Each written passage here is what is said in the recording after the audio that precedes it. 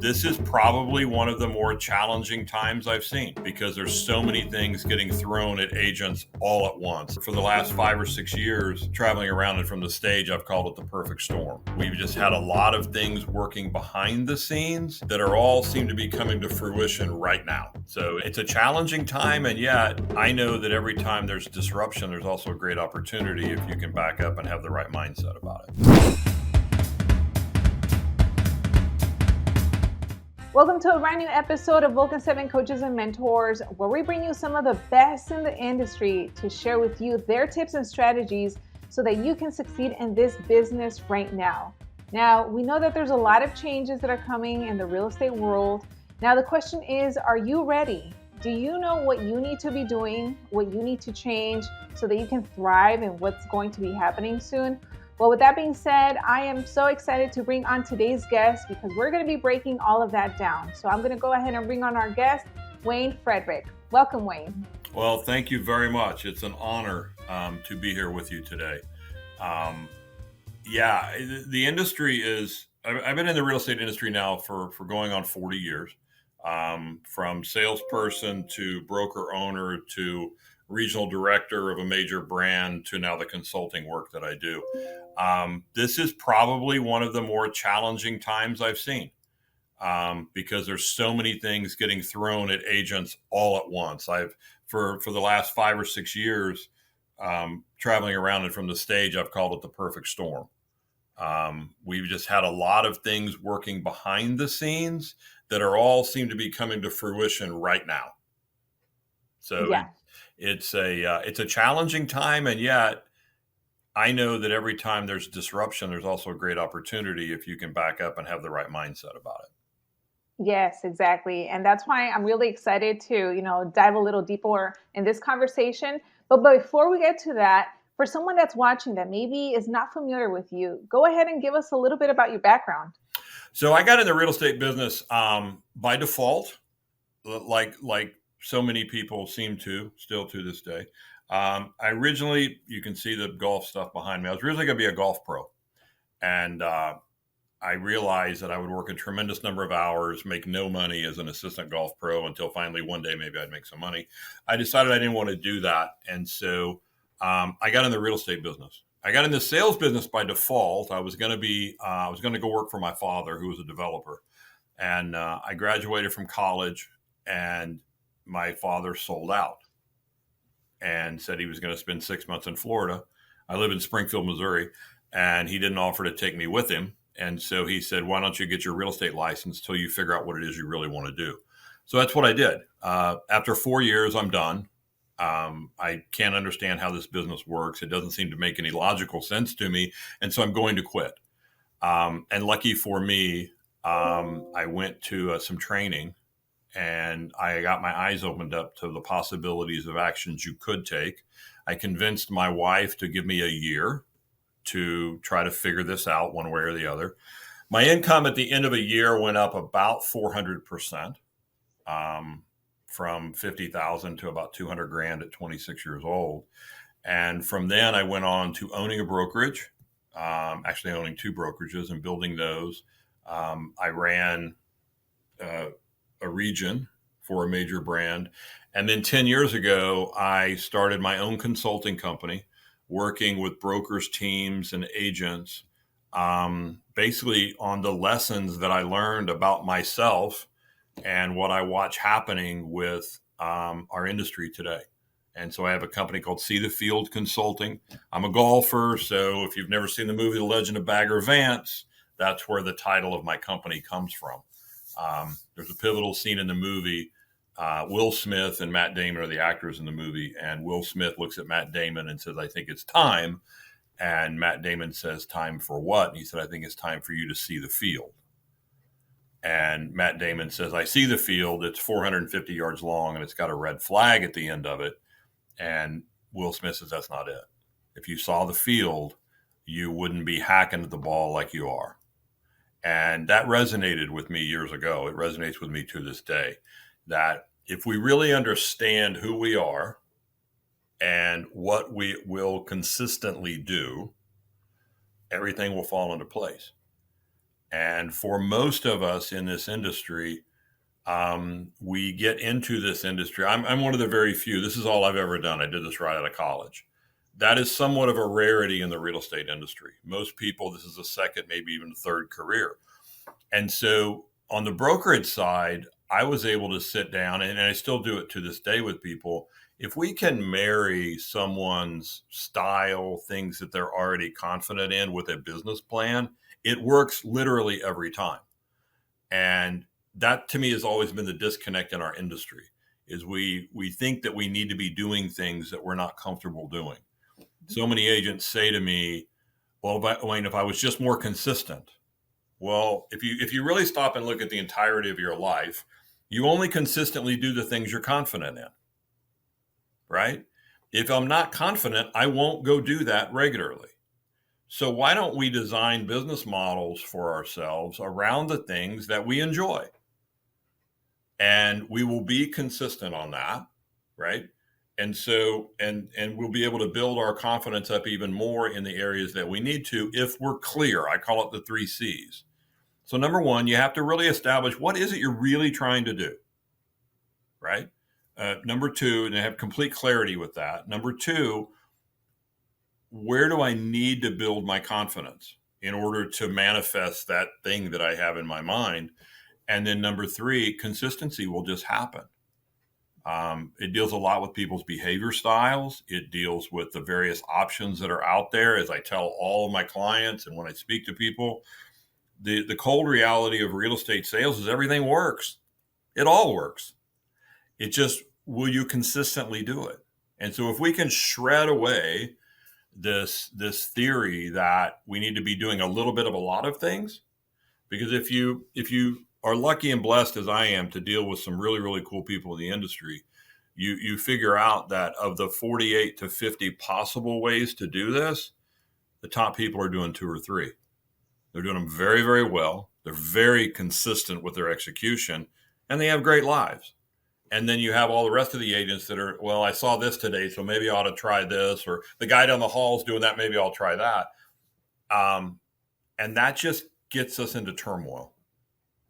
So that's probably more of an answer than you wanted on how I ended up here. But I love my work. I love what I do. I'm very blessed. I get to work with some really, really cool people across the country. Yeah, that's amazing. I mean, from how it started to, how you started to make the changes.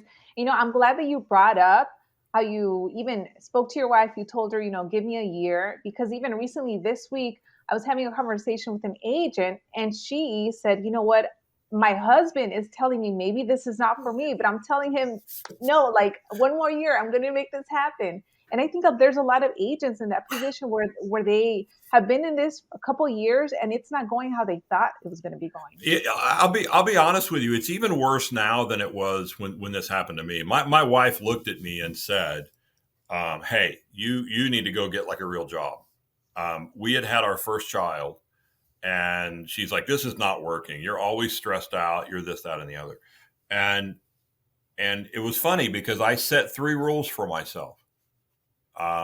At that point, I gave myself a year. I convinced her to give me a year, and I set 3 rules, and everybody told me I couldn't do my 3 rules. And my rules were I wasn't going to work weekends. I wasn't going to do open houses because that would have violated the weekend rule, and no one was going to call me at home. Now this is back pre-cell phone, right? And the seasoned veterans told me I couldn't do it, and I said, why? And they said, because the customer expects it. I said, then I'll quit. And because I was going to quit anyway, right? I mean, we get into this industry because we're going to be our own bosses. We get into this industry because it's unlimited income. And yet the first thing that happens is we lose track of that in a lot of cases. And it's in there for all of us. I would say this to whoever you were talking to. We just have to figure out which parts of this you enjoy and then drive the business that way. I mean, this is still the work that I do on a daily basis with people. It's such a great industry. It is literally unlimited income. But as one of my mentors taught me years ago, when it can be unlimited, it can also be zero. And that's part of the yin and the yang of the industry. But yeah, there's a lot of that going on right now.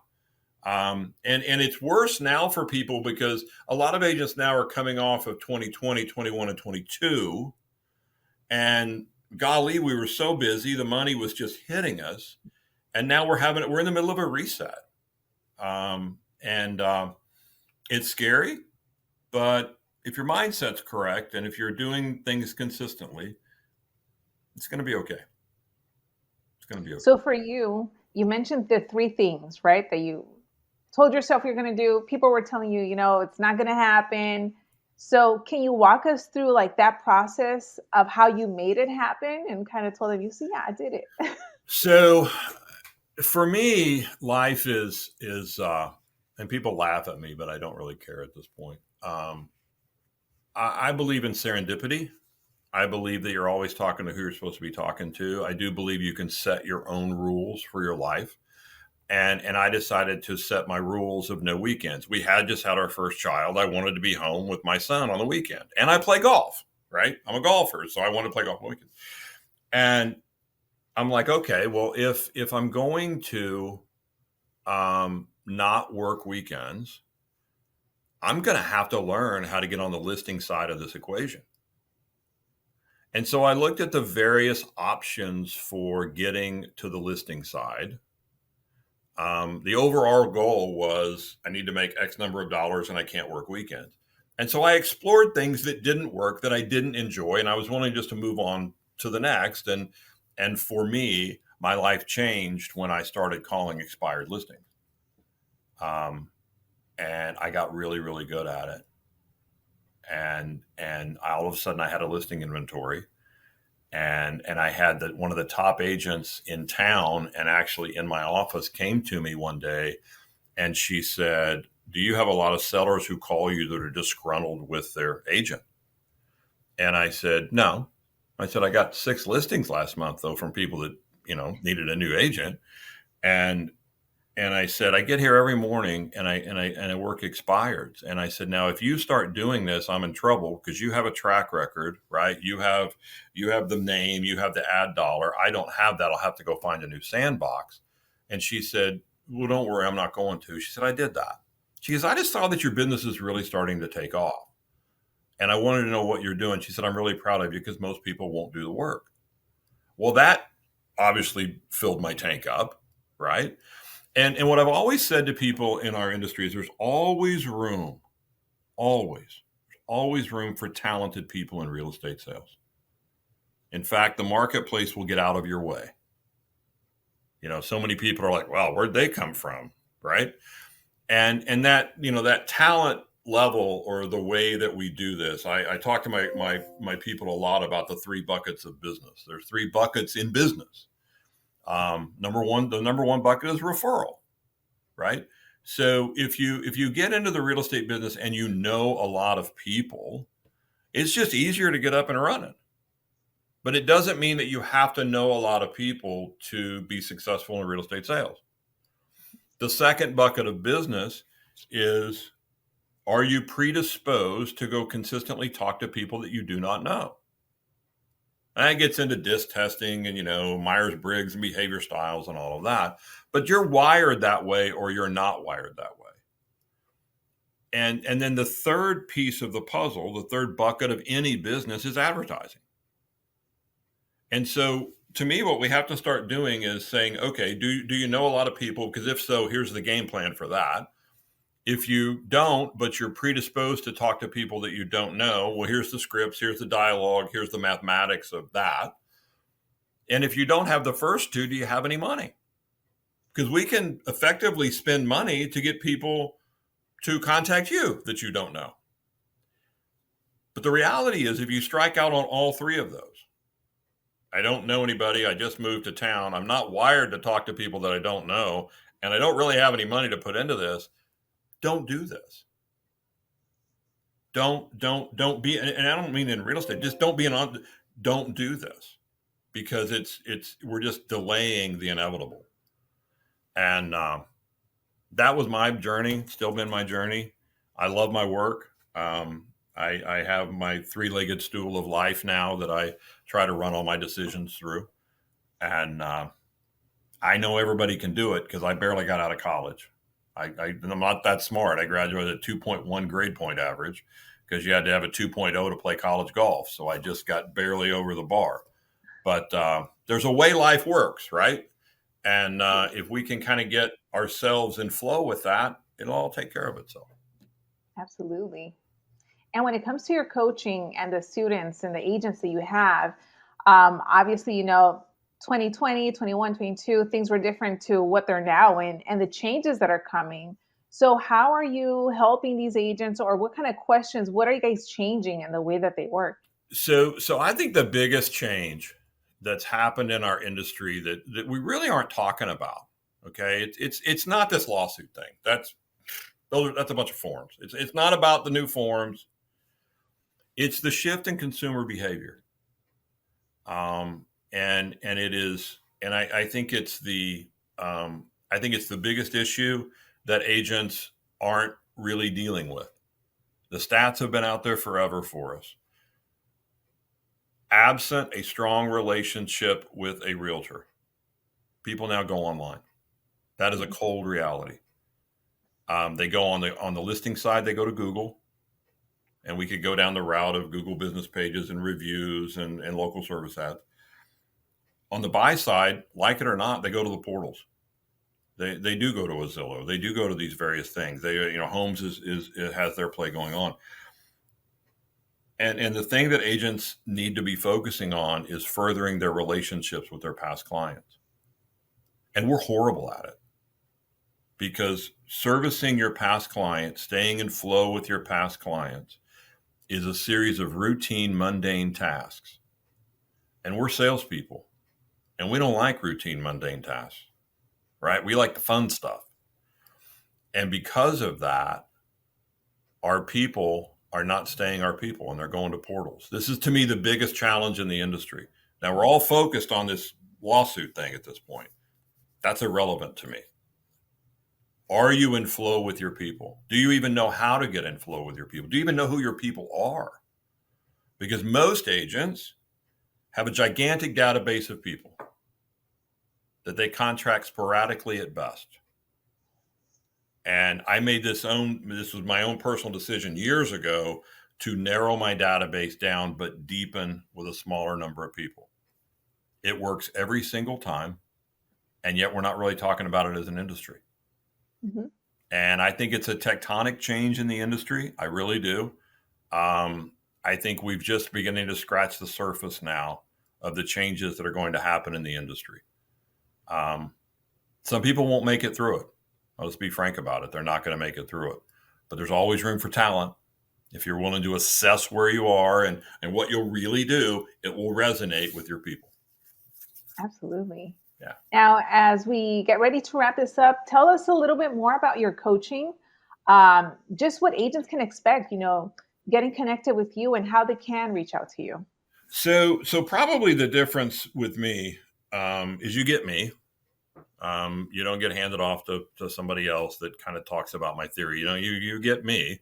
And, I always start it with just an introductory phone call. It's about a 30-minute call. And we talk about what you're trying to do. We try to scratch around a little bit about what's keeping you from doing the things. We do have probably the way that most people get to experience the mindset of what I talk about first. We have a product called Wednesdays with Wayne that you can go to WayneFrederick.com and see how to sign up for it.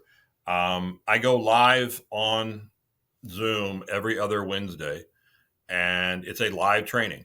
It's Q&A at the end, and we consistently, we do it by design. There's not a schedule that comes out really early because we're always adapting to whatever the marketplace gives us.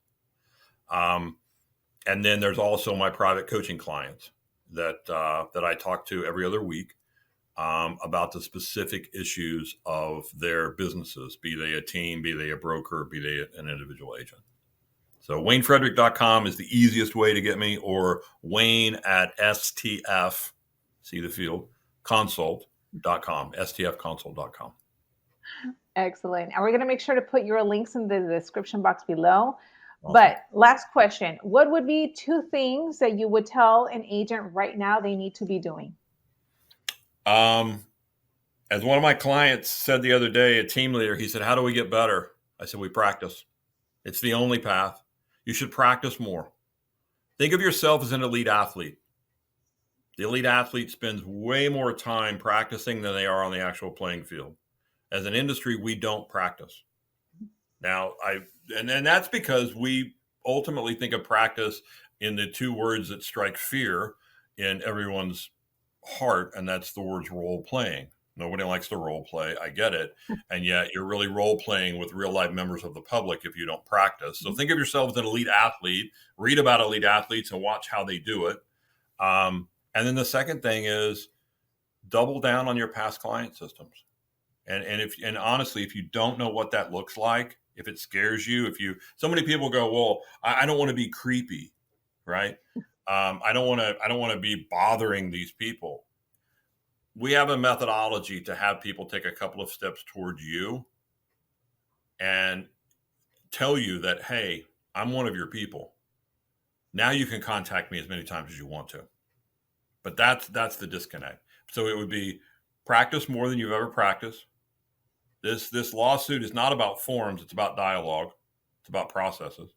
And get in touch with your past clients like you never have before. Deepen those relationships and make sure that you're at the forefront. And we coach people on a lot of different strategies for that. Awesome. Well, Wayne, thank you so much for being here, for all of the amazing tips that you gave.